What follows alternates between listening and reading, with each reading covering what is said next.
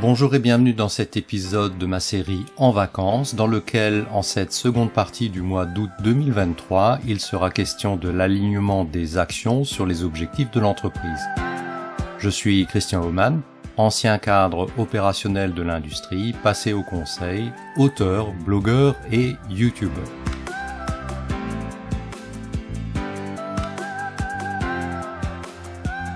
Au moment de la mise en ligne de cette vidéo, dans la seconde moitié du mois d'août 2023, vous êtes peut-être en vacances et en bonne disposition pour réfléchir au sujet du jour, soit vous avez repris le travail ou attendez votre tour de partir, et dans le calme relatif de cette période, vous pouvez prendre un moment de réflexion. Si vous visionnez cette vidéo bien après août 2023, je vous encourage à continuer car le thème abordé n'a pas de date de péremption. Vous êtes responsable d'un plan de progrès, d'un projet d'amélioration, voire d'une transformation plus vaste, ou vous êtes l'un des sponsors d'un tel projet, ou plus modestement contributrice, contributeur à ces projets. Qu'importe votre rôle, mais de votre position, de votre point de vue, essayez de répondre aux différentes questions posées dans cette vidéo. Le sujet de réflexion que je vous propose est de vérifier l'alignement des actions d'amélioration sur les objectifs de l'entreprise.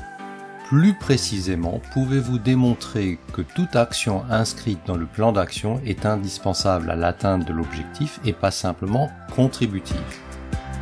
La différence que je fais ici est qu'une action indispensable est un prérequis à l'atteinte de l'objectif. Un prérequis est par définition indispensable car sans lui on ne peut pas atteindre l'objectif.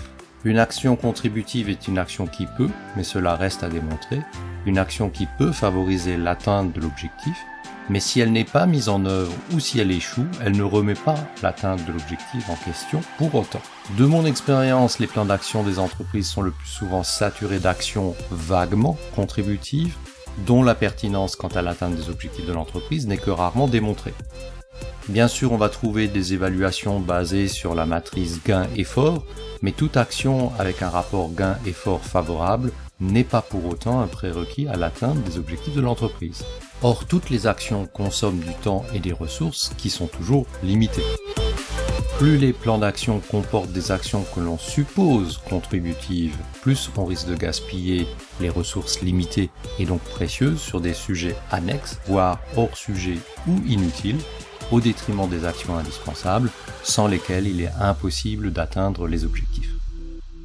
Prenez le temps de passer en revue les actions dont vous avez la charge, celles dont vous vous souvenez, et posez-vous la question de manière très critique, sont-elles réellement indispensables, ce sont les must-have, ou simplement contributives, ce sont les nice-to-have. 10 secondes pour réfléchir pour conserver cette vidéo courte, mais n'hésitez pas à la mettre en pause le temps nécessaire à votre réflexion.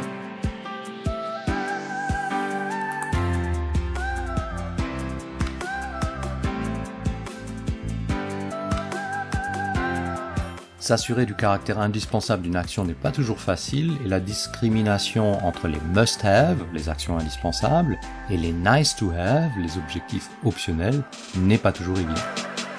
Notamment lorsque les propositions sont faites en mode créativité, durant un brainstorming par exemple.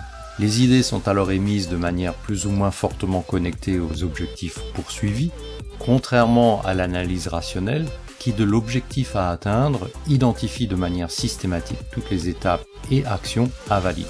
À nouveau, je vous pose la question, parmi les actions dont vous avez la charge, celles dont vous vous souvenez, posez-vous la question de manière très critique, sont-elles issues de brainstorming, de propositions ou de suggestions, ou bien sont-elles le fruit d'une analyse méthodique des besoins à l'atteinte des objectifs?